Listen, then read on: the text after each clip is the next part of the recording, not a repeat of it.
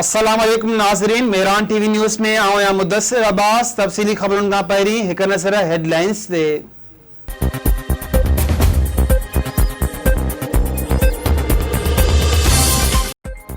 सिंध के मुख्तलिफ शहरन में बरसात, गर्मी जो ज़ोर टुटी वो। कराची, हैदराबाद, थरपालखर, उमरकोट, मीरपुर खास, दादू, नौशरो फिरोज, छट्टो, डंडोर यार बिन शहरन में तेज़ बरसात। हेठाई वारनि इलाइक़नि में पानी बेजी वियो, बिजली जो निज़ाम दरम बरम। थर के मुख्तलिफ इलाइक़नि में विज किरण सबब 4 ॼणा फौत। कराची के मेमन ॻोठ में बरसात दौरान खिवण किरण सबब 2 नौजवान फौत। मौसमियात खाते चयो आहे त सिंध में सूमर ताईं बरसात जो सिलसिलो जारी रहंदो। सिंध हुकूमत के तर्जुमान मुर्तज़ा वाब चयो आहे त हाणे लाहौर जा मसइला हल थियण लाइ वफ़ाक़ ऐं सूबाई हुकूमत की कमेटी ठहण घुर्जे। लाहौर में बरसात का पोइ तबाही ते पीटीआई हुकूमत की खामोशी बिटे मयार जो सबूत है।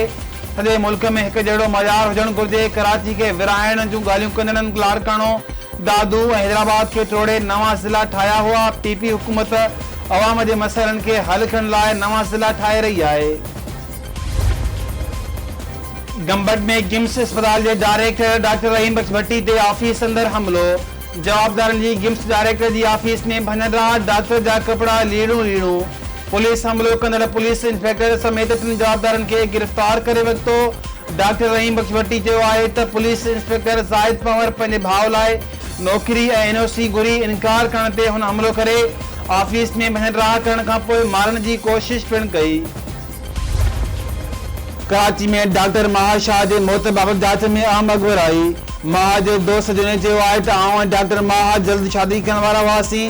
जंहिं ॾींहुं आपघात कयो उन ॾींहुं घर अचण खां मना कयो। माहा जो वालदेन सां अक्सर झेड़ो हलंदो रहंदो हो। वो मुसलसल डिप्रेशन जो शिकार हुई। पुलिस जो चवणु आहे त वारदात में इस्तेमाल थियल पिस्तौल साद नसीर नाले शख्स के नाले ते आहे। पिस्तौल जो लाइसेंस सिंध सरकार तरफां जारी नाहे कयो वियो।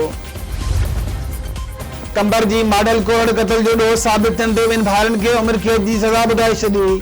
जवाबदार गुलाम रज़ा ऐं मंठा लोरड़ घरू अणमणता सौट कलंदर बख्श के क़त्ल कयो हो। रोहिड़ी वेझो ॻोठ बंद टारी कांदड़ो में भित किरण सबब 5 ॿार दॿजी विया। 2 ॿार फौत, 3 खे ज़ख़्मी हालत में कढियो वियो। तालपुर ॾाढे ॻोठ नसीर फ़कीर जलालानी में ज़मीनी तकरार तां भाउ क़त्ल। झेड़े दौरान अब्दुल गनी को आलियूं हणी पंहिंजे वॾे भाउ अब्दुल करीम जलालानी के क़त्ल करे छॾियो।